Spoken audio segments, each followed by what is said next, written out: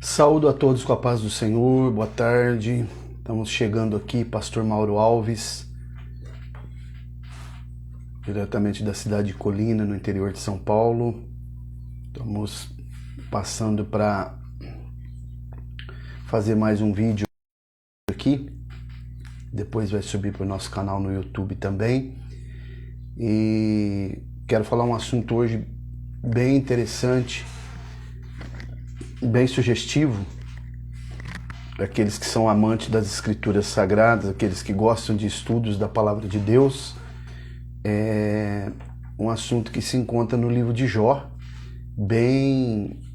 É um assunto que se debate bastante nas academias, nos seminários. Eu quero trazer aqui para nós fazermos uma reflexão. Antes de eu ler o texto que eu quero ler aqui, eu quero anunciar mais uma vez os cursos que nós vamos começar a ministrar, curso de especialização na área de teologia, na área de bibliologia também. Vou falar só alguns aqui, né? Por exemplo, nós vamos disponibilizar o tabernáculo, especialização no tabernáculo. É o tabernáculo de Moisés, a tenda de Davi e o templo de Salomão. Muito interessante, bem profundo. Também nós estamos disponibilizando Basileologia, que é a doutrina do reino de Deus, o tema central da mensagem de Jesus, muito falado, muito pouco falado, né? Como eu sempre digo, nós falamos muito sobre Jesus, mas falamos muito pouco aquilo que Jesus falava. Então esse curso também é muito interessante. Você que deseja se aprofundar em qualquer um desses temas, é só entrar em contato conosco pelo 17 99179 9865. 17 99179 9865. Abraço ao Danilo, né? Que acabou de entrar aí. Eu acredito que é o Danilo, Dr. Dan, né? Um abraço.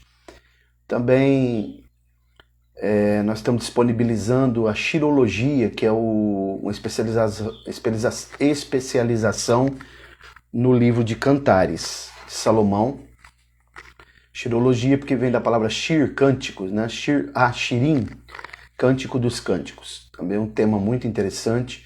Estamos especializando em escatologia bíblica, tanto o livro de Daniel como o livro de Apocalipse, separando o que é escatologia e o que é o estudo do livro de Daniel e de Apocalipse são distintos do estudo do livro da escatologia, né? Deus abençoe, Vitória. Um abraço, viu? Obrigado aí por estar nos prestigiando. Também nós estamos disponibilizando um outro tema muito interessante para especialização também, que é as leis inexoráveis, que são 27 tipos de lei que Deus estabeleceu, está nas Escrituras, para reger o universo, todo o universo, né? São leis que não podem ser revogadas por nada, porque foi estabelecida pelo próprio Deus, promulgada e estabelecida. E outros cursos aqui que depois a gente vai mencionar, né, na área de liderança, de missões, capelania bíblica, enfim, uma série de cursos aí que nós estamos... também a soteriologia sobre o prisma arminiano, né, que é a nossa confissão de fé. Nós somos arminianos clássicos, wesleyanos, né? Isso é muito importante que você que é obreiro, pregador, se especialize numa dessas áreas. Sem delongas, vamos ao assunto aqui que eu quero falar no livro de Jó.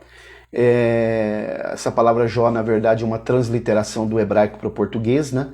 Porque na verdade, o nome de Jó no hebraico, no original hebraico, é Iov, né? Porque o hebraico ele não usa essa letra J, é o Yod, que é um pontinho, parece um risquinho bem pequenininho, né? O livro de Jó é provavelmente o livro mais antigo da Bíblia, né? O primeiro livro da Bíblia.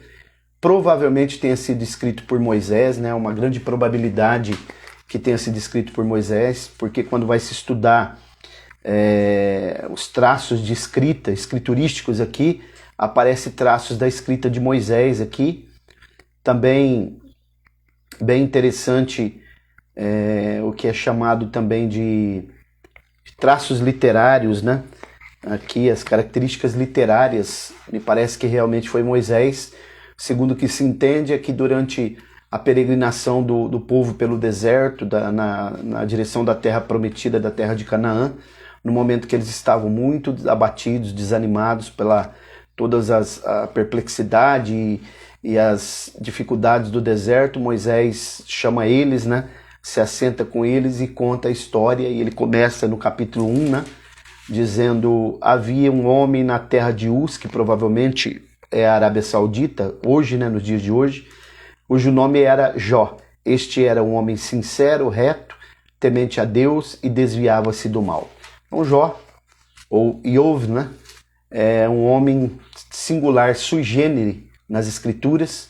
Eu quero ler um texto aqui bem conhecido que está no capítulo 2, do versículo 8 até o verso 10, diz assim: E Jó, tomando um pedaço de telha para raspar com ele as feridas, assentou-se no meio da cinza. Então sua mulher lhe disse: ainda retens a tua sinceridade?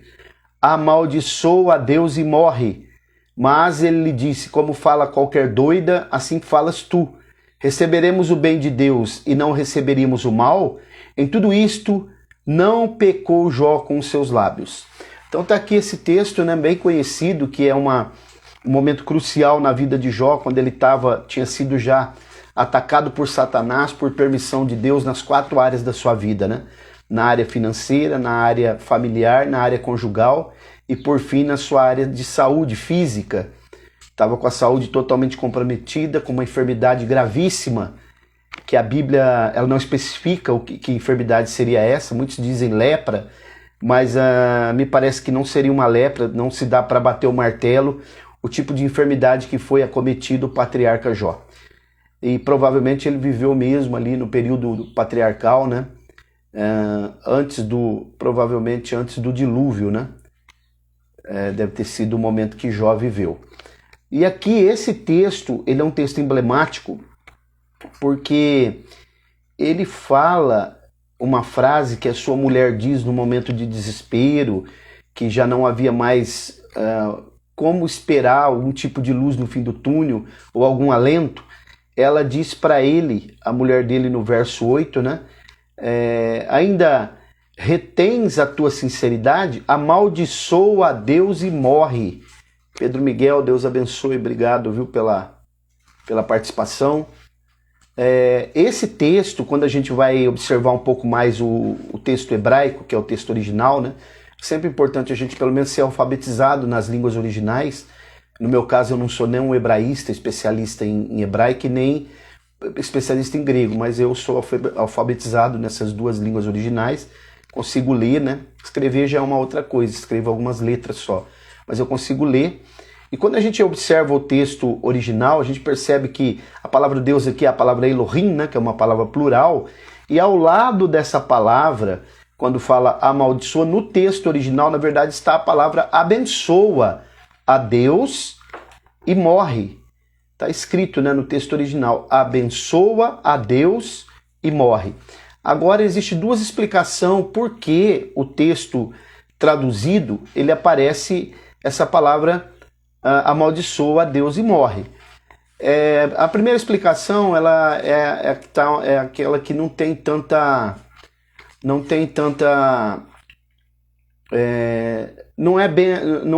é bem absorvida, né?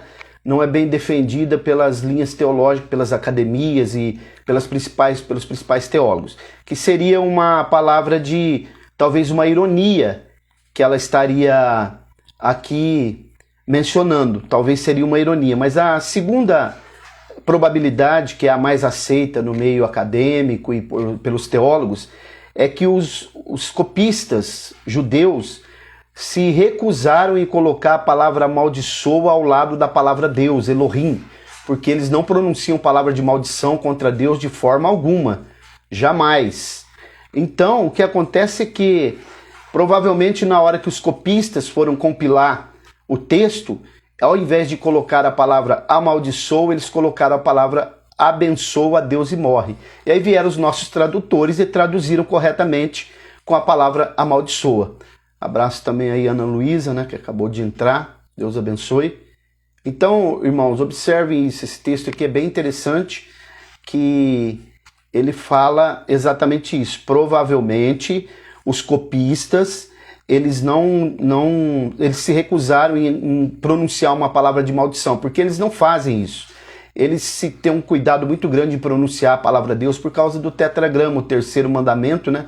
Não pronunciar o nome do teu Deus em vão, eles não pronunciam, e outros sim, eles não pronunciam palavra de maldição de modo algum contra Deus. Então eles se recusaram aqui de estar escrevendo uma palavra, compilando uma palavra de maldição ao lado da palavra Elohim, que é a palavra Deus, né? Então, quando os tradutores vieram traduzindo, eles traduziram do modo correto, porque realmente ela quis dizer mesmo, amaldiçoa o teu Deus e morre. É só a gente continuar lendo o contexto, né? Verso 10, mas ele disse, como fala qualquer doida, assim tu falas, receberemos o bem. Então aqui já mostra que o contexto, ele nos dá um parecer, nós podemos analisar que realmente ela pronunciou uma palavra de maldição contra Deus, não era algo bom que ela pronunciou. Então que nós possamos guardar essa palavra no coração, nós vamos ter muito mais lives, né, a respeito do livro de Jó ainda, porque o livro de Jó não é um livro comum, ele é um livro científico também, existe muita escatologia aqui dentro do livro de Jó, e nós estaremos trazendo estudos sobre esse assunto, e eu acredito que vai servir para o elevo espiritual. Então eu vou ficando por aqui, Deus abençoe aqueles que participaram. Se você ainda não é inscrito no meu canal lá no YouTube, CETEMA, né? Centro Educacional e Teológico Ministério Apologético. Peço que você se inscreva lá. Deus abençoe a todos, fiquem na paz do Senhor e até uma próxima eventual oportunidade, se o Senhor permitir. Até mais.